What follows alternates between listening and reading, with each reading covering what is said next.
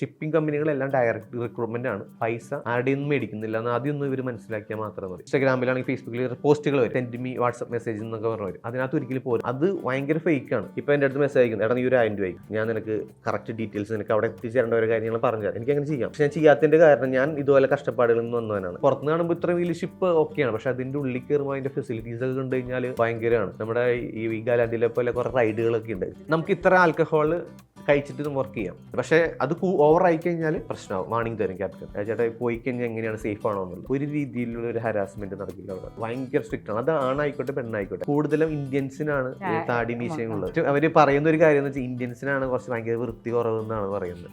ഇവർക്ക് ഈ മീശയുള്ളവർ ഇഷ്ടമല്ല. അമേരിക്കൻ ജൂതന്മാർ വന്നു കഴിഞ്ഞാൽ ഷിപ്പിലുള്ളവർക്ക് ഭയങ്കര തലവേദനയാണ്. അവർക്കായിരിക്കും കൂടുതൽ പ്രയോറിറ്റി കൊടുക്കുക. ഒരാൾ യൂസ് ചെയ്തത് അവർക്ക് യൂസ് ചെയ്യാൻ പറ്റില്ല. മിസ്റ്റേക്ക് വന്നപ്പോൾ തന്നെ കമ്പനിയിൽ നിന്ന് വിടും. വേറെ അതിനകത്ത് ചോദിക്കലോ പറച്ചിലൊന്നുമില്ല. ഇന്ന് എൻ്റെ കൂടെ ഉള്ളത് ഷാരോൺ കുഞ്ഞുമോനാണ്. അടുത്തിടെ നിറച്ചും ഇൻസ്റ്റാഗ്രാമിൽ റീൽസ് ചെയ്യാറുണ്ട്. ആ റീൽസ് ചുമ്മാ ഉള്ള റീൽസ് അല്ല, കപ്പലിൽ എങ്ങനെ നിങ്ങൾക്ക് സുരക്ഷിതമായി പറ്റിക്കപ്പെടാതെ ജോലി കിട്ടും എന്നൊരു അറിവ് പകരാൻ വേണ്ടിയിട്ട് ഷാരോൺ സ്വന്തം അക്കൗണ്ടിൽ നിന്ന് വീഡിയോസ് ചെയ്യാറുണ്ട്. ഷാരോൺ എന്നോടൊപ്പം ഉള്ളത്. നമസ്കാരം. നമസ്കാരം. ഷാരോൺ, ഞാനും വീഡിയോസ് കണ്ടിട്ടുണ്ട്. അപ്പം പലർക്കും ഈ ഷിപ്പിലെ ജോലി തട്ടിപ്പാണ് എന്നുള്ളൊരു ഇതുണ്ട്. കാരണം ഒരുപാട് പേർക്ക് പണം കൊടുത്തിട്ട് നഷ്ടപ്പെട്ടൊരു കേസുണ്ട്. എന്തുകൊണ്ടാണ് ഷാരോൺ ഷിപ്പിൽ ജോലി ചെയ്തുകൊണ്ട് തന്നെ ഇങ്ങനെ ചെയ്യുന്നത്? അത് 2-3 കാരണങ്ങളുണ്ട്. അതിനകത്ത് ഒന്നാമത്തെ കാര്യം എന്ന് പറയുന്നത്, ഇത് പലർക്കും അറിയില്ല എങ്ങനെയാണ് ഷിപ്പിൽ ജോലിക്ക് കയറണം എന്നുള്ളത്. നമുക്ക് പുറത്തേക്ക് പോകാൻ, ഗൾഫിലേക്ക് പോകാമെന്നുള്ളത് പലർക്കും അറിയാം. പല ഏജന്റുമാരോ പല ആളുകൾ വഴി നമുക്ക് കസിൻസ് ഉണ്ട് വഴി പോവാം. പക്ഷേ ഷിപ്പിലേക്ക് എങ്ങനെ ജോലിക്ക് കയറണം എന്നുള്ളത് പലർക്കും അറിയില്ല. കാരണം പല ആളുകളും അറിയുന്നത് ഇപ്പം ആരെങ്കിലും പോകുമ്പോഴാണ്. പക്ഷെ പോകുമ്പോഴും ചിലപ്പോൾ അവർ പറയണം എന്നില്ല. ശരിക്കും റിക്രൂട്ട്മെന്റ് എല്ലാം ഫ്രീ ആണ്. ഇപ്പം കമ്പനികളെല്ലാം ഡയറക്റ്റ് റിക്രൂട്ട്മെന്റ് ആണ്. അതായത് നമ്മുടെ ഇന്ത്യയിൽ തന്നെ ഇപ്പോൾ മുംബൈയിലാണെങ്കിലും ഗോവയിലും ബാംഗ്ലൂരിലും പല ഏജൻസി വെച്ചിട്ട് ഡയറക്റ്റ് റിക്രൂട്ട്മെന്റ് ആണ്. പൈസ മേടിക്കുന്നില്ല. അതിൻ്റെ ഇടയ്ക്ക് ഒരു ഏജന്റുമാരും ഇല്ല. പക്ഷെ നമ്മൾ ഇവിടെ എത്തുമ്പോൾ അതിൻ്റെ ഉള്ളിൽ ഏജന്റുമാർ വരും, പൈസ കൊടുക്കണം എന്നാവും, ഇത്ര സമയം എടുക്കും. അങ്ങനെയാണ്. അപ്പോൾ എൻ്റെ അടുത്ത് പലരും ചോദിക്കുമായിരുന്നു, ചേട്ടാ എങ്ങനെയാണ് ഷിപ്പിൽ പോയത്? അപ്പം നമ്മൾ പറഞ്ഞു കൊടുക്കാറടാ ഫ്രീ ആണ് റിക്രൂട്ട്മെന്റ്, പക്ഷെ അത് നിങ്ങൾക്ക് അറിയില്ലായിരിക്കും. പക്ഷെ നിനക്ക് ക്വാളിഫിക്കേഷൻ ഉണ്ടോ, നിനക്ക് അപ്ലൈ ചെയ്യാം, അവർ റെസ്പോണ്ട് ചെയ്യും. പക്ഷേ പലരും ഇപ്പം ഞാൻ വീഡിയോ ചെയ്ത സമയത്ത് ആദ്യം എനിക്ക് റീച്ച് ഒന്നും ഉണ്ടായിരുന്നില്ല. ഞാൻ ഷിപ്പിൽ വെച്ച് വീഡിയോ ചെയ്യുമായിരുന്നു. അപ്പം നമുക്ക് ഷിപ്പിൽ വെച്ചിട്ട് ലെങ്തി വീഡിയോ ചെയ്യാനുള്ള ഒരു സമയം കിട്ടൂല, പിന്നെ എഡിറ്റ് ചെയ്യാനുള്ള സമയം, പിന്നെ നെറ്റ് കിട്ടൂല. അത് ഭയങ്കര ബുദ്ധിമുട്ടായിരുന്നു. കാരണം ഞങ്ങളുടെ ഷിപ്പ് എന്ന് വെച്ചാൽ ക്രൂസ് ലൈനിലാണ്.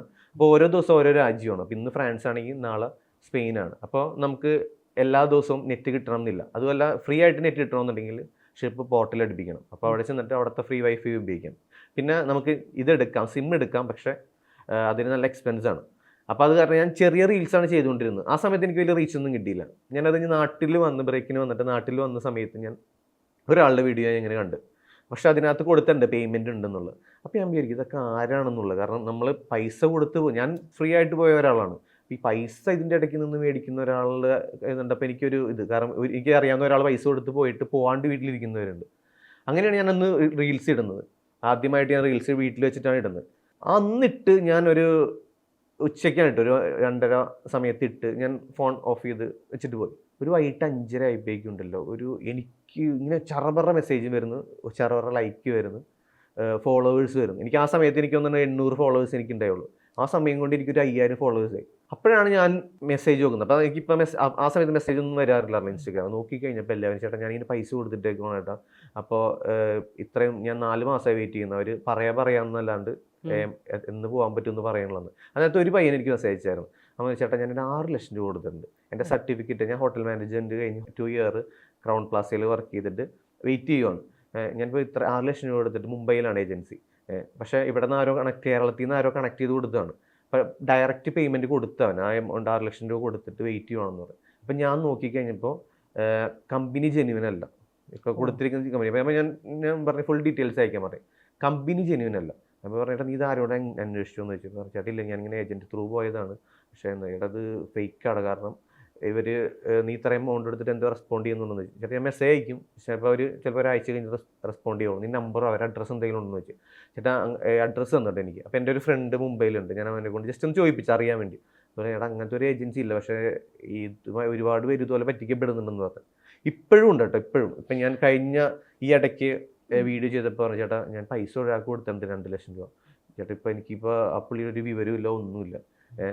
ബാംഗ്ലൂരുകാരനാണ്. ഷാരോണിനെ ഇപ്പൊ ഷാരോണിന് 2 വിധത്തില്ല. ഇപ്പം ഷാരോൺ വീഡിയോ ചെയ്യുമ്പോൾ നമ്മളുടെ വീഡിയോയ്ക്കൊക്കെ ഒരു പതിവ് സ്വഭാവമുണ്ട്. നമ്മൾ കാര്യം പറയുന്നതിന് മുമ്പ് നമ്മൾ കുറച്ച് ഇൻട്രോ കൊടുക്കും. അതായത് ഇന്നതാണ് അല്ലാണ്ട് നമ്മൾ ഡയറക്റ്റ് നിങ്ങൾക്ക് ഷിപ്പിൽ ജോലി വേണോ അങ്ങനെയല്ലല്ലോ. നമ്മളൊരു കുറച്ച് കാര്യം പറയും.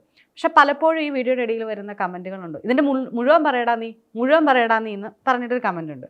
ഞാൻ പലപ്പോഴും ശ്രദ്ധിച്ചിട്ടുണ്ട്. നമ്മളിപ്പോൾ ഷാരോൺ ഇത് ചെയ്യുന്നത്, ഇപ്പോൾ ഷാരോൺ എന്ന് പറഞ്ഞ പോലെ ആദ്യം കേട്ടപ്പോൾ അയ്യോ പൈസ കൊടുത്ത് പോകേണ്ട, ഷാരോൺ ഫ്രീ ആയിട്ട് പോയ ഒരാളാണ്. അപ്പോൾ മറ്റൊരാൾക്ക് ചെയ്യാൻ വേണ്ടിയിട്ടുള്ളൊരു എന്താ പറയുക, ഇനി ആരും പറ്റിക്കപ്പെടരുത്, അല്ലെങ്കിൽ മറ്റൊരാൾക്ക് പോകാൻ നമ്മളൊരു വേ ആവുക എന്നുള്ളതാണോ, അതോ ഷാരോൺ ഒരു ഏജൻ്റ് ആണോ? ഞാനൊരു ഏജൻ്റ് അല്ല. കാരണം എനിക്കതിൻ്റെ ആവശ്യമില്ല. ഞാനിപ്പോൾ ഇത്രയും നാളായിട്ട് ഞാൻ അതിൽ നിന്ന് ഒരു വരുമാനം എനിക്ക് കിട്ടുന്നില്ല.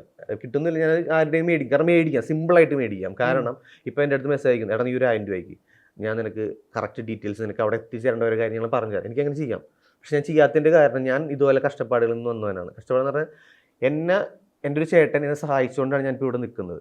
അപ്പോൾ ഇതുപോലെ അറിയാൻ പാടാത്ത ഒരുപാട് പേരുണ്ട്, അവർ പറ്റിക്കപ്പെടുന്നുണ്ട് ഇപ്പോഴും. അതില്ലാണ്ടിരിക്കാൻ വേണ്ടിയിട്ടാണ് ഞാൻ ഇപ്പോൾ ആ വീഡിയോ ചെയ്തിടുന്നത്. ശരിക്കും അത് കമ്പനി ഇടുന്നതാണ്, പക്ഷെ നമ്മുടെ ഇവിടത്തേക്ക് എത്തുന്നില്ല. പക്ഷെ ഗോവ, മുംബൈയിലുള്ള എന്തോരം പേരാണെന്ന് അറിയാം റിക്രൂട്ട്മെന്റിന് പോകുന്നത്. കേരളത്തിൽ നിന്ന് വളരെ കുറവാണ്. അത് അറിയാൻ പാടില്ലാത്തതുകൊണ്ടാണ്. പിന്നെ ഈ 1.5 മിനിറ്റിന്റെ വീഡിയോയിൽ നമുക്ക് ഒരു പരിധിക്കുള്ളിൽ പറയാൻ പറ്റില്ല. കാരണം റീൽസ് ആകുമ്പോൾ നമുക്ക് 1.5 മിനിറ്റ് മാക്സിമം, 1 മിനിറ്റ് 30 സെക്കൻഡ് ആണെന്ന് തോന്നുന്നു മാക്സിമം പറ്റുള്ളൂ. അപ്പം ഞാൻ അതിനുള്ളിൽ നിറയ്ക്കാറുണ്ട്. പക്ഷേ ഈ വേക്കൻസികൾ കൂടുതൽ വരുമ്പോൾ പെട്ടെന്ന് പറഞ്ഞു പോകാനും പറ്റില്ല. അതുകൊണ്ടാണ് പലരും ചേട്ടൻ മുഴുവനായിട്ട് പറയുക എങ്ങനെ ചെയ്യണമെന്നുള്ളത്. പക്ഷെ ചില ആളുകൾക്ക് ഇപ്പോഴും മനസ്സിലാവുന്നില്ല എങ്ങനെ അപ്ലൈ ചെയ്യണമെന്നുള്ളത്. ഇപ്പം ഷാരോൺ പറഞ്ഞ പോലെ തന്നെ പല കമ്പനികളും ഫ്രീ ആയിട്ട് റിക്രൂട്ട്മെന്റ് നടത്തുന്നത്. ഒരു പക്ഷേ ഞാൻ പോലും ഷാരോണിന്റെ പോസ്റ്റ് കണ്ടിട്ട് അത്ഭുതപ്പെട്ടിട്ടുണ്ട്. ഓ അങ്ങനെയാണോ ഏജൻസികൾ, ഇപ്പോൾ എയർബോർഡ്, നിങ്ങൾ പോയ CSSI അങ്ങനെയുള്ള കുറേ കമ്പനികൾ ഡയറക്റ്റ് ആയിട്ടാണ് നടത്തുന്നത്. പക്ഷെ ഇവിടെ എങ്ങനെയാണ് ഏജന്റുമാർക്ക് ഇടയിൽ വന്നിട്ട് ഇത്രയും അധികം ആളുകൾ പറ്റിക്കപ്പെടുന്നതെന്ന് തോന്നിയിട്ടുണ്ട്? അത് ഒന്നാമത്തെ കാര്യം എന്ന് വെച്ചാൽ ഇവർ ജെന്യൂനാലിറ്റി കൂട്ടും. അതായത് ഇപ്പൊ ഞാൻ പറയാം, ഞാൻ ആദ്യം പോയൊരു കോസ്റ്റ എന്ന് പറഞ്ഞ കമ്പനിയിൽ ഞാൻ മെഡിക്കലിന് പോയ പുള്ളി ഒരു കാര്യം പറഞ്ഞിരുന്നു. എടാ ഞാൻ അവിടെ വർക്ക് ചെയ്യുന്നതാണ്, എൻ്റെ ബ്രദറിന് ഞാൻ കേട്ടുന്നുണ്ട്. അപ്പോൾ എന്താ പറയാ, ചില ആളുകളുണ്ടല്ലോ, നമുക്ക് ഏതൊരു സ്ഥലത്താണെങ്കിലും അതിൻ്റെ ഇടയിൽ കിടന്ന് കളിക്കുന്നവരുണ്ട്. അവർ ഇന്റർവ്യൂ വരുന്നിരിക്കുന്നവരെല്ലാവരും ഫോറിനേഴ്സ് അല്ല. അതായത് പുറത്തുനിന്ന് വരുന്ന ആളുകളാണ്. അതിനകത്ത് ഒരു 6 ഇന്റർവ്യൂസ് ഉണ്ടാവുമെങ്കിൽ 2 പേര് പുറത്തുനിന്നുള്ളവരായിരിക്കും, ബാക്കി ഇന്ത്യൻസ് ആണ് വരുന്നത്. അവരിൽ നിന്ന് വരുന്നവരാണ് ഈ പൈസ മേടിക്കുന്നത്, ഏജന്റുമാരിൽ നിന്ന്. അപ്പോൾ നമുക്ക് നേരത്തെ എന്ന് വെച്ചാൽ രജിസ്റ്റർ ഒന്നും ചെയ്യണ്ടായിരുന്നു, നമുക്ക് ഡയറക്റ്റ് ഇന്റർവ്യൂവിന് പോയാൽ മതി. അപ്പോൾ ഞാൻ പോയ സമയത്ത് എനിക്ക് തോന്നുന്നു ഒരു 600 പേരുണ്ടായി. ആ സമയത്ത് നമ്മൾ ചെല്ലുന്നു, നമ്മുടെ സർട്ടിഫിക്കറ്റ് ഇല്ല. അവർ ജസ്റ്റ് എന്താ ചെയ്യണമെന്ന് വെച്ചാൽ നമ്മൾ ഇരിക്കുന്ന സമയത്ത് നമ്മുടെ റെസ്യൂം, നമ്മുടെ എക്സ്പീരിയൻസ് ആയിട്ട് കോപ്പി ഉണ്ടായിരുന്നു, ഒറിജിനൽ കൊണ്ടുപോകണ്ട, കൊടുക്കുക, ചോദിക്കുക നമ്മൾ പറയുന്ന വേക്കൻസി ഏതാണോ, സാർ എനിക്ക് F&B ആണ്, F&B ഇപ്പോൾ വേക്കൻസി ഇല്ലല്ലോ, അപ്പോൾ പോയിട്ട് വരും. അപ്പോൾ ഒരുപാട് പേര് കഴിഞ്ഞിട്ടുണ്ടാവും. പക്ഷേ ഈ പറഞ്ഞ ഏജൻസി പൈസ മേടിക്കുന്നവരുണ്ട്. പക്ഷെ അതെല്ലാവരും അങ്ങനെ ചെയ്യുന്നില്ല കേട്ടോ. പൈസ മേടിക്കുന്നവർ പിന്നെ ആളുടെ അടുത്ത് പറഞ്ഞു വിടും ഇന്റർവ്യൂവിന്. അപ്പോൾ അവർ പറയും ഓക്കെ ആണ്. ജസ്റ്റ് എനിക്ക് തോന്നുന്നൊരു 1 മിനിറ്റ് പോലും നമ്മുടെ സർട്ടിഫിക്കറ്റ് നോക്കില്ല. നമ്മൾ ജസ്റ്റ് നമ്മുടെ സെൽഫ് പറയാം. അപ്പോൾ തന്നെ സെക്കൻഡ് ഇന്റർവ്യൂവിലാണ് ബാക്കി കാര്യങ്ങൾ. അങ്ങനെയാണ് വിടുന്നത്. അപ്പോൾ അതിൻ്റെ ഇടയ്ക്ക് ഒരുപാട് പേര് പൈസ മേടിക്കുന്നുണ്ട്, പറ്റിക്കപ്പെടുന്നുണ്ട്. എനിക്ക് തോന്നുന്നു എന്തുകൊണ്ടാവും ഇവിടെ ഏറ്റവും കൂടുതൽ ആളുകൾ ഷിപ്പിൽ പോയിട്ട്, ഇപ്പോൾ നമ്മൾ ഇതിന് മുന്നേ ഒരു ഇൻ്റർവ്യൂ എടുത്തിരുന്നു, അതിലും പറയുന്നുണ്ട് ഒരുപാട് ആളുകൾ ഷിപ്പിൽ ജോലി ശ്രമിക്കുന്നുണ്ട്. അത് ഷിപ്പിലെ ജോലിക്ക് വേണ്ടിയിട്ടാണോ, വരുമാനം കണ്ടിട്ടാണ്, എന്തായിരിക്കും ഷാരോണിന് തോന്നിയിട്ടുള്ളത്? അതായത് പലരും ഞാൻ പറഞ്ഞില്ല, ഇപ്പം എനിക്ക് ട്രാവൽ ചെയ്യാൻ താല്പര്യമാണ്. ഇപ്പം ഞങ്ങളുടെ ഷിപ്പ് എന്ന് പറഞ്ഞാൽ ഞാനിപ്പോൾ ഒരു 28 കൺട്രിയോളം പോയി, USA ഉൾപ്പെടെ. അത് ഞാനൊരു എന്താ പറയുക, ഒരു 2 കോൺട്രാക്ട് കൊണ്ടാണ് ഞാൻ പോയത്. നമുക്കൊരു സാധാരണ ജോലിക്ക് അത് പോകാൻ പറ്റില്ല ഇത്രയും രാജ്യങ്ങളിൽ. അതൊന്നാമത്തെ കാര്യം. 2 എന്ന് പറഞ്ഞാൽ സാലറിനേക്കാളും കൂടുതൽ അവിടെ ടിപ്പാണ് കിട്ടുന്നത്. ഇപ്പം ഞാനൊരു ഉദാഹരണം പറഞ്ഞു, ഹോട്ടൽ മാനേജ്മെൻറ്റ്, ഇപ്പോൾ വെയിറ്ററായിട്ട് ജോലിക്ക് പോയ ഒരാൾക്ക് സാലറി എന്ന് പറയുന്നത് കോസ്റ്റ എന്ന് പറഞ്ഞ കമ്പനിയിൽ എനിക്ക് തോന്നുന്നു $1000 ഉള്ളൂ. പക്ഷേ അവർക്ക് ടിപ്പ് എന്ന് പറയുമ്പോൾ ചിലപ്പോൾ ഒരു മാസം $2500, $3000 നമുക്ക് കയ്യിൽ കൊടുക്കും. അത് നമ്മുടെ ഇപ്പോൾ ഡിപ്പാർട്ട്മെന്റ് അനുസരിച്ചുണ്ടോ, ഹൗസ് കീപ്പിങ്ങിനുണ്ട്, അങ്ങനെ ഇപ്പോൾ ഫുഡ് ആൻഡ് ബിവറേജിനുണ്ട്, ബാറിലുണ്ട്, ബാർടെൻഡറിലുണ്ട്, അങ്ങനെയൊക്കെ. പക്ഷേ നേഴ്സുമാർ, ഡോക്ടേഴ്സിലോട്ടൊക്കെ വരുമ്പോൾ, ടെക്നീഷ്യന്മാരിലേക്ക് വരുമ്പോഴില്ല. പക്ഷേ ഈ പാസഞ്ചേഴ്സായിട്ട് കമ്മ്യൂണിക്കേറ്റ് ചെയ്യുന്നവരായിട്ട് ഇതുണ്ട്. അതാണ് മെയിൻ ആയിട്ടുള്ള ഒരു ഗുണം. പിന്നെ പല രീതിയിൽ ചിലവരിപ്പോൾ US ചാടുന്നുണ്ട്, അതിപ്പോൾ ഭയങ്കര സ്ട്രിക്റ്റ്ലി ആക്കിയിട്ടുണ്ട് അവർ. അങ്ങനെ ചെയ്യുന്നു. ഇപ്പോൾ അതായത് ഇപ്പം US ചെന്ന് കഴിയുമ്പോൾ തന്നെ നമുക്ക് കയറിയില്ലാന്നുണ്ടെങ്കിൽ, ഷിപ്പിന് കയറുന്നതിന് മുമ്പ് വേണമെങ്കിൽ നമുക്ക് അവിടെ നിന്ന് വേണമെങ്കിൽ ഇറങ്ങാം. കാരണം കമ്പനിയാണ് ടിക്കറ്റും വിസ എല്ലാം എടുത്തു കൊടുക്കുന്നത്. അപ്പം അതുകൊണ്ട് നമുക്ക് വേറെ ഇപ്പോൾ നമ്മളോട് ചെല്ലുമ്പോൾ തന്നെ നമ്മളെ തന്നെ നോക്കി നിൽക്കുന്നില്ല. കാരണം ഒരു ഫ്ലൈറ്റിൽ തന്നെ ഒരുപാട് കമ്പനികളിലെ ക്രൂ വരും. അപ്പോൾ നമ്മളാണ് അന്വേഷിച്ച് കണ്ടുപിടിച്ച് പോകണത്. ഞങ്ങൾക്ക് പോകാനുള്ള ബസ്, ഞങ്ങൾക്ക് ഹോട്ടൽ അക്കോമഡേഷൻ ആണ് ഫസ്റ്റ് ദിവസം തന്നെ. അപ്പം നമ്മൾ പിക്ക് ചെയ്യാൻ വരുന്ന ബസ്സുകാരൻ അവിടെ വെയിറ്റ് ചെയ്ത് നിൽക്കുന്നുണ്ടാവുള്ളൂ.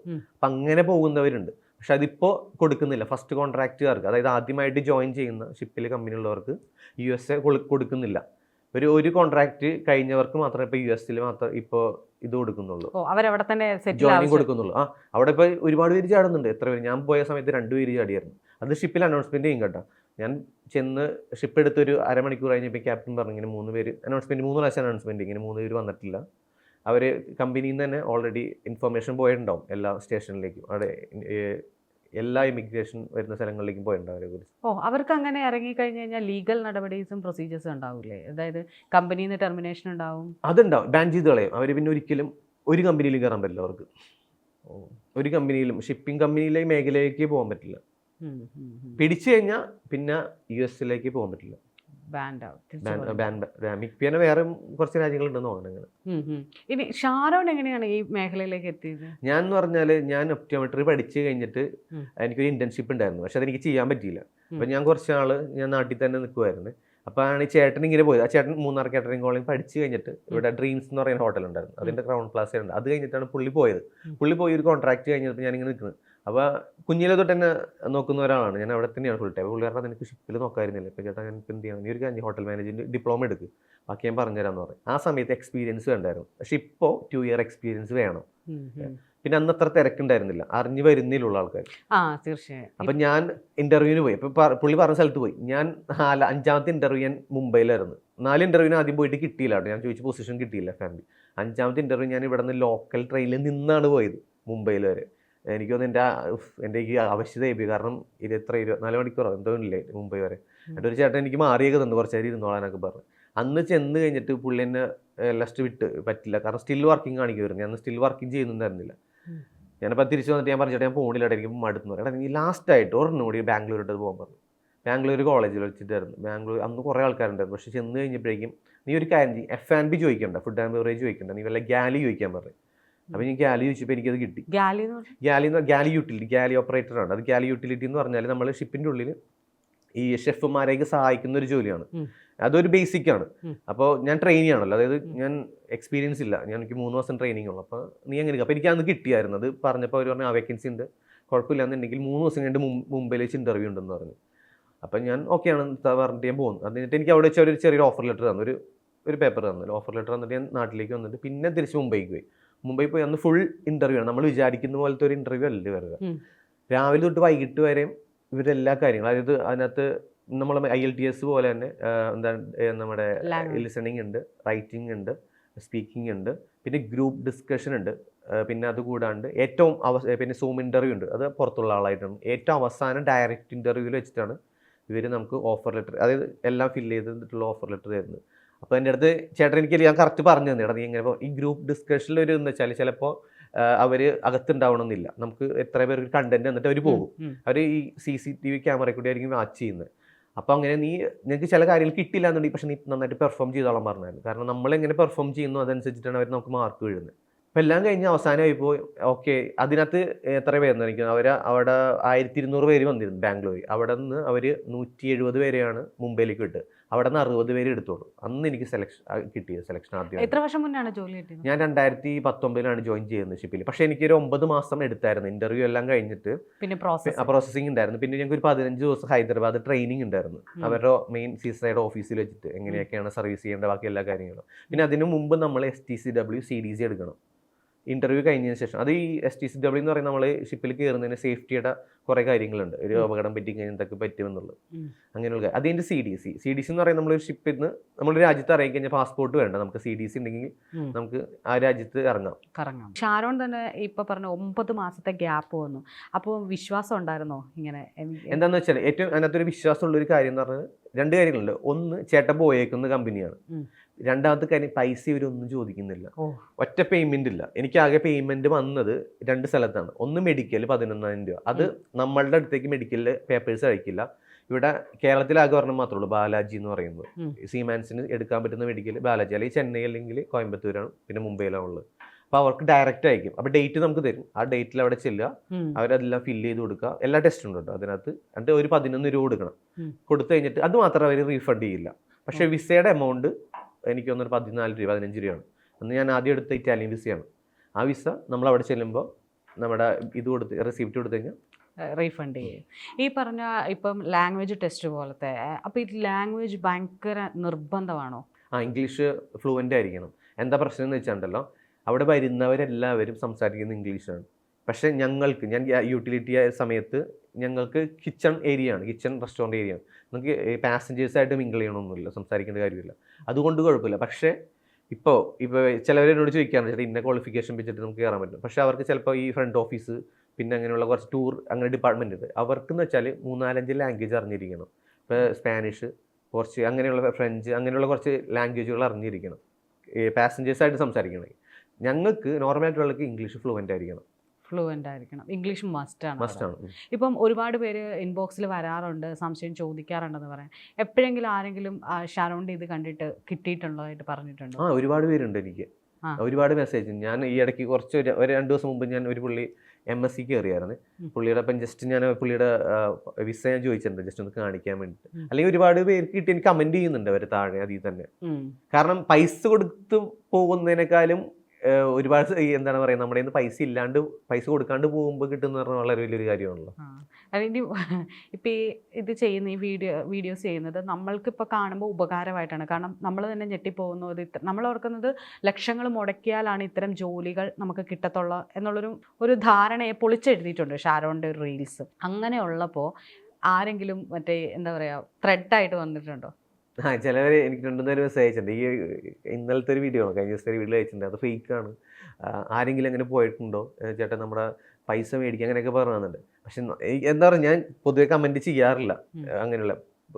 പക്ഷെ പോയേക്കണവർ കമൻറ്റ് ചെയ്യുക അടിയിൽ. അത് ചിലവരൊക്കെ നല്ല തെറിയൊക്കെ അത് പറയാറുണ്ട്. അല്ല, അവർക്ക് അറിയാൻ പാടില്ലാത്തതുകൊണ്ടാണ്. പിന്നെ അസൂയുള്ളവരുണ്ട് കേട്ടോ. പിന്നെ കുറേ പേരുണ്ട് ഷിപ്പിൽ തന്നെ വർക്ക് ചെയ്യുന്നവർ തന്നെ അതിൽ തന്നെ കമന്റ് ചെയ്തിട്ടുണ്ട്. അതൊക്കെ ഞാൻ അവരുടെ പ്രൊഫൈൽ നമുക്ക് കാണാൻ പറ്റുമല്ലോ.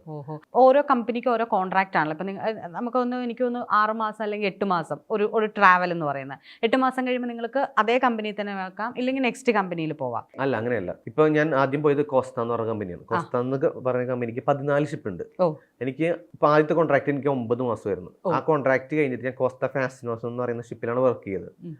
പക്ഷെ ഞാൻ പോകുന്ന ആ ഷിപ്പിലേക്കായിരിക്കില്ല, അവരുടെ തന്നെ ഈ 14 ഷിപ്പിൽ ഏതെങ്കിലും ഷിപ്പിലേക്കായിരിക്കുള്ളൂ. നമുക്ക് കമ്പനി മാറണമെങ്കിൽ വേറെ ഇന്റർവ്യൂ പ്രൊസീജിയർ ചെയ്യണം. അപ്പോൾ ഈ കമ്പനിക്ക് ഇങ്ങനെ ഒരു പ്രശ്നമുണ്ടോ? നിങ്ങളിങ്ങനെ കൂടുതൽ നിങ്ങളെ സെൽഫ് ആയിട്ട് ഇങ്ങനെ പ്രൊമോട്ട് ചെയ്യുന്നതിന്? ഇല്ല, അങ്ങനെ കാരണം അവർക്ക് കുറച്ചുകൂടി ഉപകാരമാണിത്.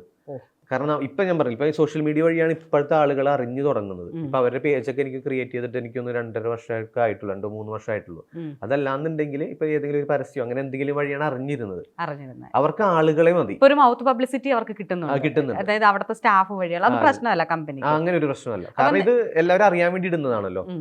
ഇതിപ്പം ഷാരോൺ ഇപ്പൊ റിക്രൂട്ട്മെന്റ് ബേസ് ആയിട്ടുള്ള കാര്യം മാത്രമാണ് ഇടുന്നത്, അല്ലാണ്ട് ട്രാവലിംഗിന്റെ അനുഭവങ്ങളോ എക്സ്പീരിയൻസോ എല്ലാം ചോദിച്ചിട്ട് ഇട്ടിട്ടുണ്ടോ? ഞാൻ ഷിപ്പിൽ വെച്ചിടുമായിരുന്നു. ഞാൻ ഒരു രാജ്യത്ത് പോകുമ്പോൾ അതിൻ്റെതായിട്ടുള്ള, പക്ഷേ ആൾക്കാർക്ക് അതൊന്നല്ല കാണേണ്ടത്. ശരിക്കും ഷിപ്പിൽ എങ്ങനെ ജോലിക്ക് കയറണം, ഷിപ്പിൻ്റെ ഉള്ളിൽ എങ്ങനെയാണ്, ഷിപ്പിൽ എന്തൊക്കെ കാര്യങ്ങളാണ് നടക്കുന്നത് എന്നുള്ളത്. ഞാൻ പറയാം ആദ്യത്തെ കമ്പനി ഷിപ്പ് ഞാൻ ഇതുവരെ ആ ഷിപ്പ് ഫുള്ള് കണ്ടു തീർന്നിട്ടില്ല. 14 നിലയുണ്ട്. ഷിപ്പ് ഞാൻ ഇതുവരെ ഫുള്ള് കണ്ടു തീർന്നിട്ടില്ല. എനിക്ക് തോന്നുന്നു എനിക്ക് 3500 ആണ് പാസഞ്ചർ കപ്പാസിറ്റി, 1500 ക്രൂ കപ്പാസിറ്റിയാണ്. എനിക്കൊന്നും ഒരു സമയത്ത് 3000 പേർക്ക് ഇരുന്ന് കാണുന്ന തിയേറ്റർ അതിൻ്റെ ഉള്ളുണ്ട്. പക്ഷെ നമുക്ക് എല്ലായിടത്തും അലൗഡ് അല്ല. അതായത് ഇപ്പോൾ ഓരോ ഡിപ്പാർട്ട്മെൻറ്റിലുള്ളവർക്കും ആ ഏരിയയിൽ മാത്രമേ നമുക്ക് പോകാൻ പറ്റുള്ളൂ. ഇപ്പം എല്ലാ ഡിപ്പാർട്ട്മെൻറ്റിലേക്ക് പോകാൻ പറ്റുന്ന ഒരു ഇതില്ല നമുക്ക്. ഇപ്പം ചിലപ്പോൾ ഡെക്കിലേക്കൊന്നും നമുക്ക് പോകാൻ പറ്റില്ല. ചില റെസ്റ്റോറൻറ്റുകളുണ്ട്, ഇത്തിരി പ്രീമിയം റെസ്റ്റോറൻറ്റുകളൊക്കെ ഉണ്ട്, അവിടേക്കൊന്നും നമുക്ക് എൻട്രി ഇല്ല. ഇതിൽ തന്നെ പ്രീമിയം ഉണ്ട്. നമ്മുടെ എന്താണ് പറയുക, ഈ ജൂതന്മാരുണ്ട്, അമേരിക്കൻ ജൂതന്മാർ വന്നു കഴിഞ്ഞാൽ ഷിപ്പിലുള്ളവർക്ക് ഭയങ്കര തലവേദനയാണ്. കാരണം അവർ വന്നു കഴിഞ്ഞാൽ അവർക്കായിരിക്കും കൂടുതൽ പ്രയോറിറ്റി കൊടുക്കുക. അതായത് അവർക്ക് സെപ്പറേറ്റ് ഷെഫ് 15 ദിവസത്തേക്കാണ് പ്രത്യേകിച്ച് ഷെഫ്. ആ ഷെഫ് വേറെ ആർക്കും ഫുഡ് വെക്കാൻ പാടില്ല. പിന്നെ അവർക്ക് ഉണ്ടാക്കുന്ന പ്ലേറ്റ്, മിക്സി, ഗ്രൈൻഡർ, കത്രിക എല്ലാം പുതിയതായിരിക്കണം. ഒരാൾ യൂസ് ചെയ്തത് അവർക്ക് യൂസ് ചെയ്യാൻ പറ്റില്ല. പിന്നെ ഷെഫാണെങ്കിൽ പോലും അവർ കുക്ക് ചെയ്യുന്ന സ്ഥലത്തേക്കൂടി വേറൊരാൾക്ക് എൻട്രി ഇല്ല. അത് റിബൺ കെട്ടി ക്ലോസ് ചെയ്തിട്ടുണ്ടാവും. പുറത്തുനിന്ന് അതിൻ്റെ ഉള്ളിൽ വർക്ക് ചെയ്യുന്നത്, അത് എക്സിക്യൂട്ടീവ് ഷെഫ് ആണെങ്കിൽ പോലും അദ്ദേഹത്തിന് അതിൻ്റെ ഉള്ളിലോട്ട് കയറാൻ പറ്റില്ല. പിന്നെ അവരിൽ നിന്ന് ഒരാൾ ഈ ഫുഡ് ഉണ്ടാക്കുന്ന സമയത്ത് ഉണ്ടാവും, എന്തൊക്കെ പൊടികളാണ് ഇടുന്നത്, അത് ടേസ്റ്റ് ചെയ്തിട്ട് വേണം കൊടുക്കുക. പിന്നെ റെസ്റ്റോറൻറ്റിൽ വരുമ്പോൾ എന്താ പ്രശ്നം വെച്ചാൽ നമുക്ക് ലഞ്ച് ടൈം ഉണ്ടാവും. ഇപ്പോൾ 12 അല്ലെങ്കിൽ ചില ഇതിൽ 11:30 ഓപ്പൺ ചെയ്യും. ചിലപ്പോൾ ആ റെസ്റ്റോറൻറ്റിൽ ഇത്രയും പേരുള്ള ഒരു കപ്പാസിറ്റി ഉള്ള പാസഞ്ചർ 15 പേർക്ക് വേണ്ടിയിട്ട് 1 മണിക്കൂറത്തേക്ക് അത് ബ്ലോക്ക് ചെയ്യും. അത് ഭയങ്കര ബുദ്ധിമുട്ടാണ് ഈ സർവീസ് ചെയ്യുന്നവർക്ക്. കാരണം ചിലപ്പോൾ ലഞ്ച് ബ്രേക്ക് നോർമൽ പാസഞ്ചേഴ്സിന് 12 to 3:30 വരെയൊക്കെ ഇരിക്കും നോർമലി. പക്ഷെ ഇവർ വന്നു കഴിയുമ്പോൾ അതൊരു 2 o'clock ആ ഒരു ടൈമായിട്ട് എന്നിട്ട് ബാക്കി ഈ ഇവർക്ക് ഇത് ഇടണം. ആ ഒരു ടേബിളിൽ ഇവർക്ക് ഇരിക്കാനോ വേറെ ആർക്ക് ഇരിക്കാനോ അത് യൂസ് ചെയ്യാനോ പാടില്ല. അത് ഇച്ചിരി ബുദ്ധിമുട്ടാണ് അങ്ങനെ വരുമ്പോൾ. അതെന്താവാൻ കാരണം? അത് അവർ അത്രയും പേയ്മെന്റ് കൊടുക്കുന്നുണ്ട്. ഇപ്പൊ ഒരാൾക്ക് 15 ദിവസത്തേക്ക് കൊടുക്കുന്നത് ചിലപ്പോൾ ഒരു 5 ലക്ഷം ആണെന്ന് ആയിരിക്കും നോർമലി. ഒരാൾക്ക് 5 ലക്ഷം അല്ല നോർമലി. കാരണം ഒരു 15 ദിവസത്തെ ക്രൂസ് എന്ന് പറയുമ്പോൾ എനിക്ക് എന്തായാലും ഒരു 6 രാജ്യത്തെങ്കിലും പോകും. 6 രാജ്യം പോകും. അപ്പോൾ ഒരു നോർമലി. പക്ഷെ ഇവർ വരുമ്പോൾ അതിന്റെ ഇരട്ടി കൊടുക്കും. ചിലപ്പോൾ ഒരാൾക്ക് കൊടുക്കുന്നത് 15-20 ലക്ഷം രൂപ ആയിരിക്കും. അപ്പൊ അത്രയും പ്രയോറിറ്റി കൊടുക്കും. പക്ഷെ വർഷത്തിൽ ഒരിക്കലും അവർ വരുള്ളൂ. പക്ഷെ ആ സമയം എന്ന് പറയുന്നത് ഷിപ്പിൽ മൊത്തം എല്ലാവരും ഭയങ്കര അലേർട്ട് ആയിരിക്കുള്ളൂ. എന്താ ഒരു മിസ്റ്റേക്ക് മിസ്റ്റേക്ക് വന്നപ്പോൾ തന്നെ കമ്പനിയിൽ നിന്ന് വിടും. വേറെ അതിനകത്ത് ചോദിക്കല് ഒന്നുമില്ല. സ്റ്റാഫിനെ പറഞ്ഞു ഉറപ്പായിട്ടും പറഞ്ഞു. ഇപ്പം എനിക്കിത് കേൾക്കുമ്പോൾ തന്നെ ഇപ്പം ഷാരോൺ ഈ പറഞ്ഞ റിക്രൂട്ട്മെന്റ് നമുക്ക് ഫ്രീ ആക്കി തന്ന പോലെ തന്നെ നമ്മളുടെ ഒരു ബിഹേവിയർ പാറ്റേണും അവിടെ ചെല്ലുമ്പോൾ ഒരുപാട് മാറ്റം ഉണ്ടല്ലേ? ഭയങ്കരമായിട്ട് മാറ്റമുണ്ട്. കാരണം എനിക്ക് കറക്റ്റ് 6:30 പഞ്ച് ചെയ്യണം. എല്ലാ ദിവസവും ഷേവ് ചെയ്യണം. ഞങ്ങളുടെ സൂപ്പർവൈസർ, അത് ചിലപ്പോൾ സൂപ്പർവൈസേഴ്സിന് പോലെ ഇരിക്കും, പക്ഷേ എക്സിക്യൂട്ടീവ് ഷെഫും ഉണ്ടാവും. ഇവർ വന്നിട്ട് നമ്മുടെ വേറെ വെച്ചിട്ട് ഇങ്ങനെ ഓടിക്കും.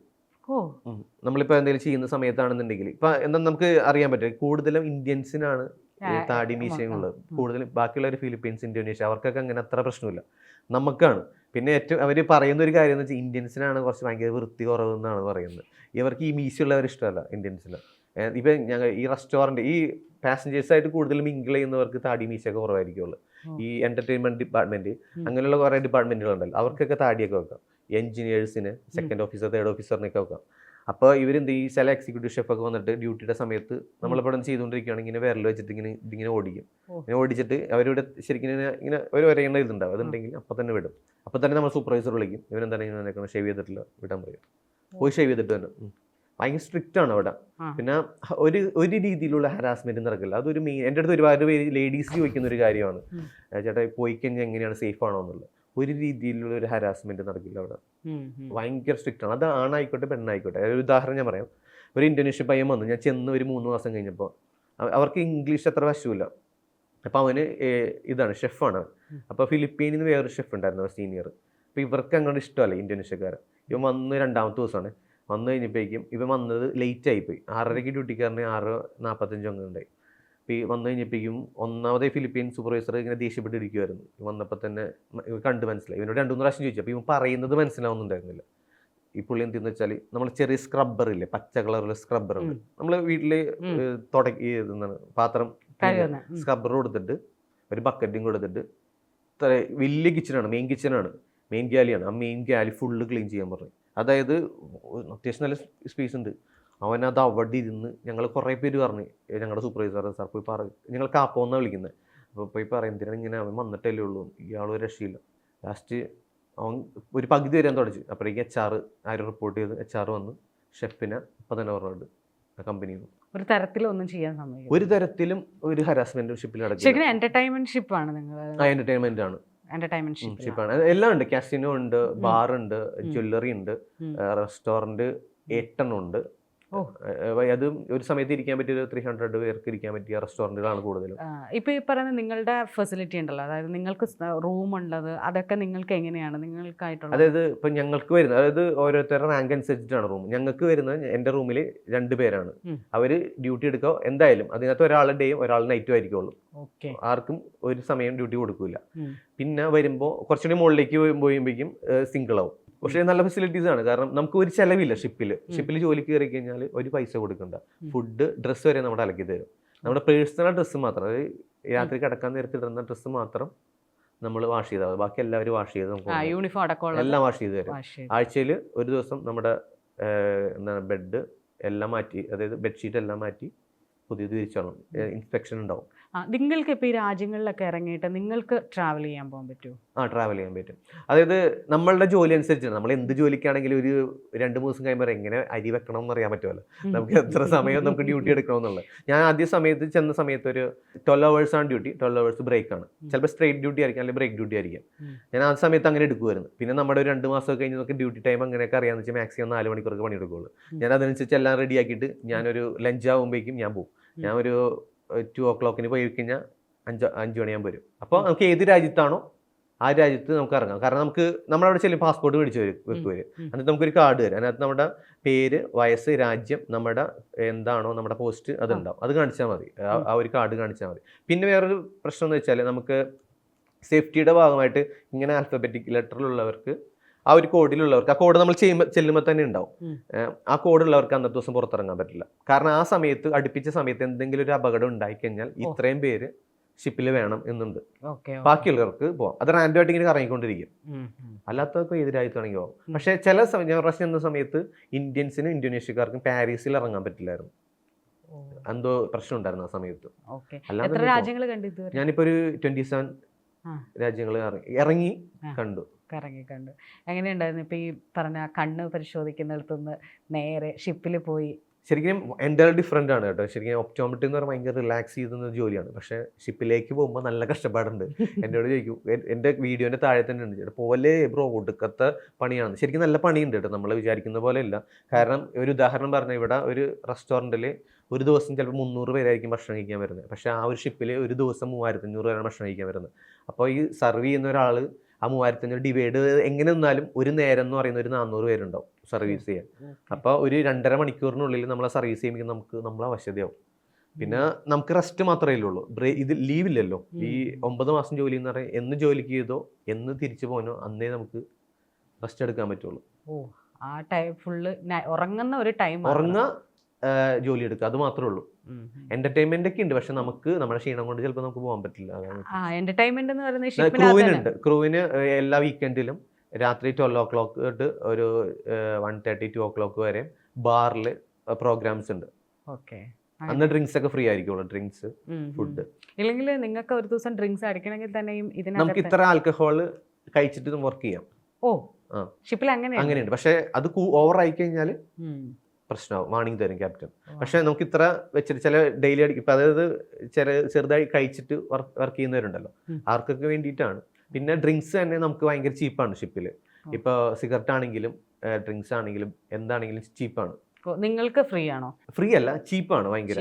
ഇപ്പൊ ഒരു ഉദാഹരണം പറഞ്ഞാല് നമുക്ക് പുറത്തുനിന്ന് ചിലപ്പോൾ ഒരു $5 കഴിക്കുന്നത് ഇവിടെ $1 വരുള്ളൂ. അത് നമുക്ക് ക്യാഷ് കൊടുക്കണ്ട. നമുക്ക് ആ ഒരു കാർഡ് നടന്നിട്ടുണ്ടല്ലോ, ആ കാർഡ് അപ്പൊ അതിൽ നിന്ന് ഡെബിറ്റ് ആയിക്കോളൂ ഓട്ടോമാറ്റിക്കായിട്ട്. ഷിപ്പിൽ വേറെ എന്തൊക്കെയാണ് ആളുകൾക്ക് കാണാൻ? ഇപ്പം പറഞ്ഞാൽ ഈ എന്റർടൈൻമെന്റ് ആണ്, ഈ വരുന്നവർക്ക് എന്താണ് ഒരു എന്റർടൈൻ ആയിട്ടുള്ളത്? എന്റർടൈൻമെന്റ് എന്ന് പറഞ്ഞാൽ അതിനകത്ത് ഒരുപാട് കാര്യങ്ങളുണ്ട്. ഇപ്പൊ ഞാൻ പറയും, ഇപ്പൊ ചില ഷിപ്പുകളിൽ ഫുട്ബോൾ കോർട്ട് ഉണ്ട്. ഇപ്പൊ എന്താ ശരിക്കും ഒരു പകുതി ശതമാനം ആൾക്കാർ വരുന്നത് ഷിപ്പില് ഇത് എൻജോയ് ചെയ്യാൻ വേണ്ടിയിട്ടാണ്. അപ്പൊ അതിനകത്ത് എക്സ്പ്ലോർ ചെയ്യാൻ അതിനകത്ത് ഒരുപാട് രീതിയിൽ, അതായത് ഓരോ ദിവസം ഓരോ രാജ്യങ്ങൾ അല്ലെ പല രാജ്യങ്ങളിലെ ഫുഡുകളാണ് വരുന്നത്. മെയിനായിട്ട് ബൊഫേ തന്നെ, നമ്മൾ എക്സ്ട്രാ പേയ്മെന്റ് ചെയ്യണമെന്നില്ല. പക്ഷെ പല രീതിയിലുള്ള ഫുഡ്, ഇന്ത്യൻസ് ഫുഡ് ഉണ്ടാവും, ഫിലിപ്പീൻ ഫുഡ് ഉണ്ടാവും, അങ്ങനെയുള്ള പല ഫുഡുകളുണ്ടാവും. അതൊന്നാമത്തെ കാര്യം. രണ്ടെന്ന് പറയുന്നത് അതിൻ്റെ ഉള്ളിൽ ഒരുപാട് എന്താ പറയുക, ഈ ജ്വല്ലറികളുണ്ട്, ഷോപ്പുകളുണ്ട്, സ്പാ ഉണ്ട്, പിന്നെന്താ പറയുക തിയേറ്റർ ഉണ്ട്, പിന്നെ ഒരുപാട് സംഭവങ്ങളുണ്ട്. നമ്മളത് ഷിപ്പിൻ്റെ ഉള്ളിലേക്ക് നമ്മൾ പുറത്തുനിന്ന് കാണുമ്പോൾ ഇത്ര വലിയ ഷിപ്പ് ഓക്കെയാണ്, പക്ഷെ അതിൻ്റെ ഉള്ളിൽ കയറുമ്പോൾ അതിൻ്റെ ഫെസിലിറ്റീസ് ഒക്കെ കണ്ടു കഴിഞ്ഞാൽ ഭയങ്കരമാണ്. നമ്മുടെ ഈ വീഗാലാൻഡിലെ പോലെ കുറെ റൈഡുകളൊക്കെ ഉണ്ട് ചില ഈ നമ്മുടെ റോയൽ കരീബിയൻ്റെ കുറെ ഷിപ്പുകളിലൊക്കെ. എങ്ങനെയുണ്ടായിരുന്നു ഫസ്റ്റ് എക്സ്പീരിയൻസ്? ലൈക്ക് പെട്ടെന്ന് ഒരു ഷിപ്പ് കാണുന്നു കയറിയപ്പോൾ ഷാരോണ്? അല്ല, ഞാനൊരു സത്യം ഭയങ്കര എക്സൈറ്റ്മെന്റ് ആയിരുന്നു. കാരണം നല്ല പേടി ഉണ്ടായിരുന്നിട്ട്. കാരണം ഇവിടെ ബോട്ടിൽ പോലും കയറാത്ത ഒരാൾ പെട്ടെന്ന് അവിടെ ചെന്ന് കഴിയുമ്പോൾ എന്ത് ചെയ്യണം എന്നുള്ളത്. ഒന്നാമത്തെ എനിക്ക് ലാംഗ്വേജ് ആയിരുന്നു പ്രശ്നം. കാരണം നമ്മളവിടെ ചെന്ന് കഴിയുമ്പോൾ എന്ത് സംസാരിക്കണം, ആദ്യത്തെ കുറച്ച് ബുദ്ധിമുട്ടൊക്കെ ഉണ്ടായിരുന്നു. പക്ഷെ അതിന് എനിക്ക് കുഴപ്പമുണ്ടായിരുന്നില്ല. അതിൻ്റെ ഇടയ്ക്ക് ഒരു ദിവസം ബാഴ്സലോണിൽ ഷിപ്പ് എടുത്തപ്പോൾ ഒരു റഫ്സി വന്നായിരുന്നു. ആ സമയത്ത് ഞങ്ങൾ പേടിച്ചു പോയായിരുന്നു. കാരണം ക്യാപ്റ്റൻ ഓൾറെഡി പറഞ്ഞിരുന്നു ഷിപ്പ് ഇത്തിരി റഫാണ്, അപ്പോൾ ചിലപ്പോൾ തിരിക്കുമെന്നുള്ളൂ. പക്ഷേ ക്യാപ്റ്റൻ എടുത്തൊരു ഇത്ര നോട്ടിക്കൽ മൈൽ കഴിഞ്ഞപ്പോഴാണ് കുറച്ച് ഭയങ്കരമായിട്ട് റഫായത്. അന്ന് ഛർദിയൊക്കെ ചെയ്തായിരുന്നു. അന്ന് ഭയങ്കരമായിട്ട് ഷിപ്പ് ഒലഞ്ഞായിരുന്നു. കാരണം നോർമലി ഷിപ്പുകൾ ഇങ്ങനെ എടുത്തിട്ട് ഇങ്ങനെ അടിക്കുക ചെയ്യണം. ഷിപ്പ് ഇങ്ങനെ പൊങ്ങിയിട്ട് ജസ്റ്റ് ഇങ്ങനെ കുറച്ചങ്ങോട്ട് മാറിയിട്ട് ഒരു ഒറ്റ അടിയായിരുന്നു. ശരിക്കും നമ്മൾ ആ സമയത്ത് അതായത് പെട്ടെന്ന് ഇങ്ങനെ വരുമ്പോൾ, കാരണം നമ്മൾ ഇത്രയും പ്രതീക്ഷിക്കുന്നില്ല. അപ്പോൾ നമ്മൾ ചിലപ്പോൾ ഒരു ജോലിയിലായിരിക്കാം. അപ്പോൾ നമ്മൾ ആദ്യം പാസഞ്ചേഴ്സിനാണ് നോക്കേണ്ടത്. പക്ഷെ അതുപോലും പറ്റുന്നുണ്ടായിരുന്നില്ല പലർക്കും. കാരണം വോമിറ്റിങ് വന്നിട്ട് നമുക്കൊരു സ്ഥലത്ത് പിടിച്ചില്ല എന്നുണ്ടെങ്കിൽ നമ്മൾ ഉറപ്പായിട്ടും പോകും. അത് ഭയങ്കര ഒരു ബുദ്ധിമുട്ടായിരുന്നു. പിന്നെ ഞാൻ കിടന്നിരുന്നത് ഞങ്ങളുടെ ക്രൂവിൻ്റെ കുറച്ച് ക്രൂ താഴെയും കുറച്ച് ക്രൂ മുകളിലാണ്. ഡെക്ക് 2, 3 അപ്പോൾ വെള്ളത്തിൻ്റെ അടിയിലാണ് ഞങ്ങൾ കിടക്കുന്നത്. അപ്പോൾ ആ ഒരു പേടി ആദ്യം ഉണ്ടായിരുന്നു കേട്ടോ. പക്ഷേ ചില സമയത്ത് റഫ്സി വരുമ്പോൾ ഈ തിര വന്ന് അടിക്കില്ലേ, തിര വന്ന് അടിക്കുമ്പോൾ ഭയങ്കര സൗണ്ടാണ് രാത്രി. അപ്പോൾ നമ്മൾ ശരിക്കും പേടിക്കും. ഓക്കെ. ഛർദ്ദിച്ചിരുന്നോ ആദ്യകാലങ്ങളിൽ? ആ ഇതല്ലാണ്ട് ഛർദ്ദിച്ചിരുന്നു. പിന്നെ അവർ പറഞ്ഞ് ടാബ്ലറ്റ് തരും, അല്ലെങ്കിൽ ഗ്രീൻ ആപ്പിൾ കഴിച്ചാൽ മതി എന്ന് പറയും. ഗ്രീൻ ആപ്പിൾ കഴിക്കുമ്പോഴേക്കും ഓക്കെ. അല്ലാണ്ട് നിങ്ങൾക്ക് ഇപ്പോൾ ഈ പോയതിൽ ഭയങ്കര ഈ റഫ് സീലാണ് വേറെ എന്തെങ്കിലും എക്സ്പീരിയൻസ് ഉണ്ടോ? ലൈക്ക് ഇത് അയ്യോ പേടിച്ച് അധികമായി പേടിച്ചു? പേടിച്ചതല്ല, ഞങ്ങളുടെ ഒരു ക്രൂ ആത്മഹത്യക്ക് ശ്രമിച്ചിട്ടുണ്ട് ഷിപ്പിൽ നിന്ന് ഒരു 14 നിലയിൽ നിന്ന്. പക്ഷെ പുള്ളി ചാടിയത് ഷിപ്പ് എടുത്ത് ഒരു പോർട്ടിൽ നിന്ന്, എനിക്ക് തോന്നുന്നു ഇബീസ എന്ന് പറയുന്ന സ്ഥലത്ത് സ്പെയിനിൽ വെച്ചിട്ട് ഷിപ്പ് എടുത്ത് ഒരു കുറച്ചായുള്ളൂ, അപ്പോഴാണ് എടുത്ത് ചാടിയത് പുള്ളി. പക്ഷേ അപ്പോഴേക്കും അവിടുത്തെ ലൈഫ് ഗാർഡ് വന്ന് ഒരുപാട് പ്രാവശ്യം പറഞ്ഞിരുന്നു. എല്ലാവരും സെക്യൂരിറ്റിയാണ് അവിടെ, സെക്യൂരിറ്റി വന്ന് ഒരുപാട് പ്രശ്നം, നമുക്ക് അടുത്തോട് ചെല്ലാൻ പറ്റില്ല, പുള്ളി ചാടുമെന്ന് ഉറപ്പാണ്. പുള്ളി എന്തോ അവിടുത്തെ ക്രൂ ആയിട്ട് എന്തോ ഇതുണ്ടായിരുന്നു, അങ്ങനെ എന്തോ എടുത്ത് ചാടിയതാണ്. പക്ഷെ പുള്ളി മരിച്ചില്ല, പക്ഷെ നീന്തൽ അറിയാവുന്ന ആളാണല്ലോ പുള്ളി. പക്ഷെ ലൈഫ് ഗാർഡ് വന്നപ്പോഴേക്കും രക്ഷിച്ചു, പുള്ളിനെ ബാൻ ചെയ്ത് കളഞ്ഞായിരുന്നു. പുള്ളിനെ അല്ലേ? നമുക്ക് ഇതിൽ നീന്തൽ അറിയണമെന്നുണ്ടോ? വേണം. നമ്മളെല്ലാം പഠിക്കും. VSTCW എന്ന് പറയുന്ന കോഴ്സ് ചെയ്യുന്ന സമയത്ത് നമ്മൾ അവിടെ എന്തുപോലെ എടുത്ത് മുകളിൽ നിന്നൊക്കെ എടുത്ത് ചാടിക്കും. ഷിപ്പിന്റെ ഏകദേശം ഹൈറ്റ് വെച്ചിട്ട് അവിടെ നിന്ന് എടുത്ത് ചാടിക്കും. നീന്തൽ അറിയണം. കാരണം എന്ന് വെച്ചാൽ ഇപ്പൊ ആദ്യം പറഞ്ഞില്ല, നമ്മള് പാസഞ്ചേഴ്സിനാണ് ആദ്യം ഇത് കൊടുക്കുന്നത്, അത് കഴിഞ്ഞിട്ടാണ് നമ്മൾ. അപ്പോൾ എങ്ങനെ വന്നാലും ഒരു അപകടം പറ്റിക്കഴിഞ്ഞാൽ നമ്മൾ എന്തായാലും വേറെ ഒരു ഓപ്ഷൻ ഇല്ല അതിനകത്ത്. ഈ പറയുന്ന വീഡിയോസ് ഒക്കെ ഭാര്യ അല്ലെങ്കിൽ വീട്ടുകാരൊക്കെ കാണുമ്പോൾ നിനക്ക് അതിന്റെ ആവശ്യമുണ്ടോ എന്ന് ചോദിച്ചിട്ടുണ്ടോ?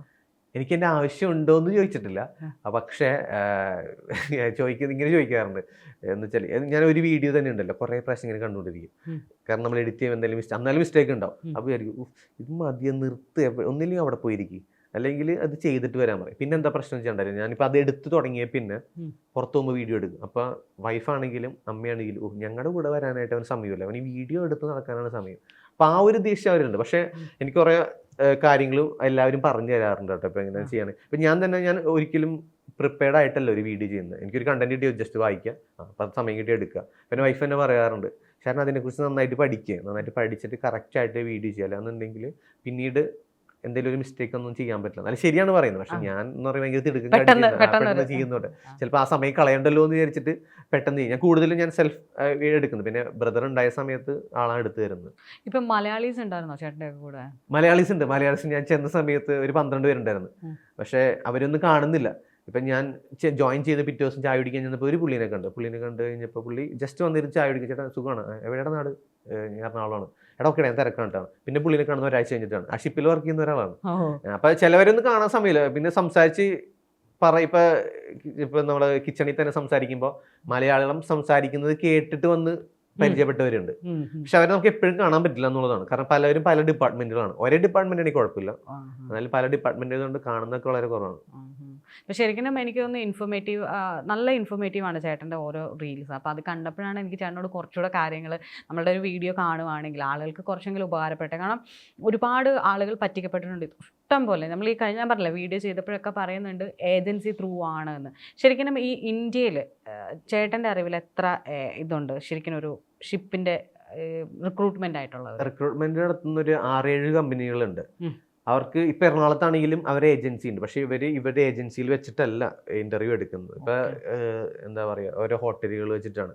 ഞാനൊരു ദിവസം ഒരു എറണാകുളത്തെ MSCയുടെ ഒരു റിക്രൂട്ട്മെന്റ് നടക്കുന്ന സമയത്ത് ഒരു ഹോട്ടലിൽ ഇന്റർവ്യൂ നടക്കുന്ന വീഡിയോ ഇട്ടായിരുന്നു. അന്ന് ഒരുപാട് പേര് പോയായിരുന്നു.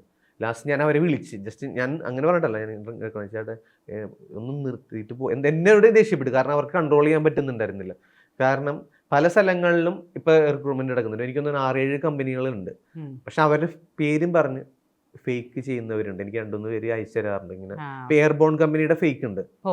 എയർബോണിന് പക്ഷേ അവരുടെ സൈറ്റിൽ തന്നെ രജിസ്റ്റർ ചെയ്യണം. അതായത് ഉണ്ടല്ലോ എല്ലാം സൈറ്റിൽ രജിസ്റ്റർ ചെയ്യണം അല്ലേ? അതായത് നേരത്തെ എന്ന് വെച്ചാൽ ഒരു മെയിൽ ID-യിലേക്ക് റെസ്യൂം അയച്ചു കൊടുത്താൽ മതിയായിരുന്നു. ഇപ്പോ എന്ന് വെച്ചാൽ അവർ സൈറ്റ് കൊടുത്തിട്ടുണ്ട്. സൈറ്റ് കൊടുക്കുമ്പോൾ ഒരുപാട് ഡീറ്റെയിൽസ് കൊടുക്കണം. അപ്പൊ അത് എല്ലാം കൊടുത്ത് സേവ് ചെയ്ത് കഴിയുമ്പോഴാണ് ഓട്ടോമാറ്റിക്കായിട്ട് അതിൽ നിന്ന് കമ്പനിക്ക് മെയിൽ പോകുന്നത്. മെയിൽ പോകുമ്പോൾ അവർ ചെക്ക് ചെയ്തിട്ട് 1 മാസമെങ്കിലും എടുക്കും. ഇപ്പോൾ നിലവിൽ 1 മാസമെങ്കിലും എടുക്കും അവർ റെസ്പോണ്ട് ചെയ്യാനായിട്ട്. ഞാൻ ഒരിക്കലും ഇങ്ങനെ ഒരാൾ ഫ്രണ്ട് പറഞ്ഞ് ഞാൻ കേട്ടിട്ടുണ്ട്, അതാണ് ഞാൻ ചോദിച്ചത്. മെയിൽ വഴി കൊടുക്കുന്നുണ്ട് ചില കമ്പനികൾ. പക്ഷേ പരിധി കൂടുതൽ ആളുകൾ ഇപ്പോൾ സൈറ്റാണ്. കാരണം ഈ ഫേക്ക് ഉള്ളത് കൊണ്ട് ഇപ്പോൾ മെയിൽ ഇപ്പോൾ കൂടുതലും അവർ നോക്കുന്നില്ല. പക്ഷേ കമ്പനി ഒരിക്കലും വാട്സപ്പ് ത്രൂവോ ഡയറക്റ്റ് കോളോ ചെയ്യില്ല. അവർ മെയിൽ ത്രൂ ആണ് കോൺടാക്ട് ചെയ്യുക. പിന്നെ പ്രോസസ്സിങ് ഓൾമോസ്റ്റ് കഴിയാറായിക്കിട്ട് നമുക്ക് മെയിൽ അയച്ചിട്ട് നമ്മൾ റിപ്ലൈ കൊടുക്കാണ്ട് വരുമ്പോൾ ഒരു കോൾ ചെയ്യും. അത് പലരും ഇപ്പൊ എനിക്ക് അയക്കുന്നില്ല വാട്സപ്പ് ത്രൂ ഇന്ന പൈസ കൊടുക്കാൻ പോവാന്ന് പറയും. പക്ഷെ അത് ഭയങ്കര ഫേക്ക് ആണ്. കമ്പനി ഒരിക്കലും വാട്സപ്പ് ത്രൂ നമ്മളെ കോൺടാക്ട് ചെയ്യില്ല. ഒഫീഷ്യൽ അവരുടെ മെയിൽ ഐഡിയിൽ നിന്നാണ് നമുക്ക് മെയിൽ വരിക. എന്തെങ്കിലും പ്രേക്ഷകരോട് എക്സ്ട്രാ പറയാനുണ്ടോ? പറയാനുള്ളത് എന്താണെന്ന് വെച്ചാൽ എനിക്ക് കുറച്ച് പേര് എന്നോട് ചോദിക്കുന്നവരുണ്ട് എൻ്റെ വീഡിയോസിൽ എനിക്ക് പറയാൻ പറ്റാറില്ല. വേറൊന്നുമില്ല, ഈ പൈസ കൊടുത്തു പോകാനായിട്ടാണെങ്കിൽ ഒരുപാട് ഏജന്റുമാരുണ്ട്. പക്ഷേ കമ്പനി റിക്രൂട്ട് ചെയ്യുന്നത് ഫ്രീ ആയിട്ടാണ്. അപ്പം ഞാനല്ല, അതല്ലാണ്ട് അവരുടെ ഒഫീഷ്യൽ സൈറ്റുകൾ ഇപ്പം ഇൻസ്റ്റാഗ്രാമിലാണെങ്കിലും ഫേസ്ബുക്കിലാണെങ്കിലും അവരുടെ സൈറ്റ് അക്കൗണ്ടുകളുണ്ട്. ഒന്നിൽ നിങ്ങൾ അത് ഫോളോ ചെയ്തിട്ട് അത് നോക്കി പോവുക. അതല്ലാന്നുണ്ടെങ്കിലും നമ്മളിപ്പോൾ ഒരു കോൾ വഴിയോ ചിലപ്പോൾ ഇൻസ്റ്റാഗ്രാമിലാണെങ്കിൽ ഫേസ്ബുക്കിൽ പോസ്റ്റുകൾ വരും, അതിനകത്ത് താഴെ സെൻഡ് മീ വാട്സപ്പ് മെസ്സേജ് എന്നൊക്കെ പറഞ്ഞു വരും. അതിനകത്ത് ഒരിക്കലും പോരുത്. അതിനകത്താണ് ഏറ്റവും കൂടുതൽ ആളുകൾ പോകുന്നത്. അത് ഭയങ്കര ഫേക്കാണ്. അപ്പോൾ അത് മാത്രമേ എനിക്ക് ഇവരോട് പറയാനുള്ളൂ. കാരണം ഒരു പ്രാവശ്യം പെട്ടുപോയി കഴിഞ്ഞാൽ നമുക്ക് ഊരിപ്പോരാൻ പറ്റില്ല. അത് മെയിൻ ആയിട്ടുള്ളൊരു കാര്യമാണ്. കാശ് കൊടുത്ത് പോകുന്നതിൻ്റെ അല്ല. ഇപ്പോൾ പലരും വീട് വിറ്റിട്ട് പോകുന്നവരുണ്ട്, അല്ലെങ്കിൽ കടം മേടിച്ച് പോകുന്നവരുണ്ട്. ആ പൈസ പോയി കഴിഞ്ഞാൽ അവരുടെ സമയം ആ പൈസയും പോയി നമുക്ക് തിരിച്ച് കിട്ടൂല. അതുകൊണ്ട് ഫേക്ക് ആയിട്ടുള്ള കാര്യങ്ങളിൽ പോയി പെടാണ്ടിരിക്കുക. എല്ലാം കമ്പനി ഡയറക്റ്റ് ആണ്. ഷിപ്പിംഗ് കമ്പനികളെല്ലാം ഡയറക്റ്റ് റിക്രൂട്ട്മെന്റ് ആണ്. പൈസ ആരുടെയും ഒന്നും മേടിക്കുന്നില്ല എന്ന് ആദ്യം ഒന്നും ഇവർ മനസ്സിലാക്കിയാൽ മാത്രം മതി. പിന്നെ ഒരു കാര്യം കൂടി പറയാനുള്ളത്, ചിലവർ എൻ്റെ അടുത്ത് ചോദിക്കാനുള്ളത്, ചേട്ടാ +2 പഠിച്ചവർക്ക് എന്തെങ്കിലും ജോലി, അല്ലെങ്കിൽ 10ാം ക്ലാസ് പഠിച്ചവർക്ക് കമ്പനി ഒരിക്കലും ഒരു നോർമൽ ഒരു ക്വാളിഫിക്കേഷൻ വെച്ചിട്ട് റിക്രൂട്ട് ചെയ്യില്ല. കാരണം അവർക്ക് വേണ്ടത് പ്രൊഫഷണൽ ആയിട്ടുള്ള ആൾക്കാരെയാണ്. ഒന്നിലെ നേഴ്സുമാർ, അല്ലെങ്കിൽ ഡോക്ടർമാർ, അല്ലെങ്കിൽ എഞ്ചിനീയർമാർ, ഇലക്ട്രീഷ്യന്മാർ, അങ്ങനെയുള്ളവരെയാണ്. അപ്പോൾ ബേസിക് ക്വാളിഫിക്കേഷൻ വെച്ചിട്ട് ഷിപ്പിലേക്ക് ആരെയും എടുക്കുന്നില്ല. അത് പലരും ഞാൻ ശ്രദ്ധിച്ചിട്ടുണ്ട് ചേട്ടൻ്റെ ഇടയിൽ കമന്റ്, ചേട്ടൻ ഞാൻ 10 കഴിഞ്ഞാണ്, +2 കഴിഞ്ഞാണ്. ഏതെങ്കിലും ഒരു പ്രൊഫഷൻ ആയിരിക്കണം, വെൽഡിങ്ങോ പ്ലംബിങ്ങോ എന്തെങ്കിലും. നിങ്ങൾക്കൊരു പ്രൊഫഷൻ ഉണ്ടെങ്കിൽ യു ക്യാൻ അപ്ലൈ, അല്ലേ? അതെ, അതിനനുസരിച്ച് എക്സ്പീരിയൻസ് ഉണ്ടെങ്കിൽ നിങ്ങൾക്ക് ഡയറക്റ്റ് അപ്ലൈ ചെയ്യാം. വേറെ ആരെയും പറയേണ്ട കാര്യമില്ല. പക്ഷെ ഇത് വെച്ചിട്ട് നമുക്കൊന്നും ചെയ്യാൻ പറ്റില്ല. എനിക്ക് തോന്നുന്നു ഒരുപാട് ആളുകൾ ഈ ചോദ്യം ചോദിക്കുന്നത് ഷിപ്പിൽ കയറാനുള്ള ഒരു ആഗ്രഹവും ട്രാവൽ ചെയ്യാനുള്ള ഒരു ആഗ്രഹം കൊണ്ടാണ്. ഇപ്പം ചേട്ടൻ തന്നെ പറയുന്നുണ്ട് ഏറ്റവും ടഫാണ്, ഭയങ്കര ഇതാണെന്ന്. അത് അവർ ഓർക്കുന്നില്ല. ജോലി ടഫാണ്. നമ്മളവിടെ നമുക്കൊരു കോഡ് ഓഫ് കോണ്ടാക്ട് ഉണ്ട് അവിടെ. നമ്മൾ അതിങ്ങനെ അത്രേ നിൽക്കാൻ പറ്റുള്ളൂ. ഇവർ ജസ്റ്റ് ഒരു ജോലി, പിന്നെ ഈ പറഞ്ഞ പോലെ ട്രാവലിങ്. എനിക്ക് മെസ്സേജ് കണ്ടിട്ട് അടിയിൽ മനസ്സിലായത് കേട്ടോ. പിന്നെ ഒരു ഇതും കൂടി ഉണ്ട്, എന്താ സാലറി. ഇതാണ് മെയിനായിട്ട് നോക്കുന്നതെന്ന് തോന്നുന്നു. ഇതാവുമ്പോൾ പിന്നെ അവർക്ക് ഒരു ഫ്രീ, ഞാൻ പറയുന്നത് ജോലിയുടെ ഭാഗമായിട്ടാണ് ഇത്ര രാജ്യങ്ങളിൽ സഞ്ചരിക്കാം. പിന്നെ ഞാൻ വീട്ടിലേക്ക് വരുമ്പോഴും മാത്രമാണ് എന്തെങ്കിലും മേടിക്കുക. അല്ല എന്നുണ്ടെങ്കിൽ നമ്മുടെ കയ്യിൽ നിന്ന് ഒരു ചിലവില്ല. നമുക്ക് 1 ലക്ഷം രൂപ സാലറി കിട്ടുന്നത് 9 മാസം എന്നുണ്ടെങ്കിൽ ആ 9 ലക്ഷം രൂപ നമ്മുടെ കയ്യിൽ സേഫാണ്. ഒരു എമൗണ്ട് കാര്യങ്ങൾ കൊടുക്കണ്ട. പിന്നെ ഫ്ലൈറ്റ് ടിക്കറ്റ് ഒന്നും നമ്മൾ എടുക്കേണ്ട കാര്യമില്ല. അതാണ് മെയിൻ ആയിട്ടുള്ള ആളുകൾ. പിന്നെ പണിയുണ്ട്, അത് ജോലി, അതെ, പിന്നെ ഏത് ജോലിയും കഷ്ടപ്പാടുണ്ടല്ലോ. ഇത് കുറച്ച് കൂടുതലാണെന്നുള്ളൂ. സഹിക്കാൻ പറ്റുമെന്നുണ്ടെങ്കിൽ ഈ ജോലി ഓക്കെയാണ് എല്ലാവർക്കും. അത് തന്നെ.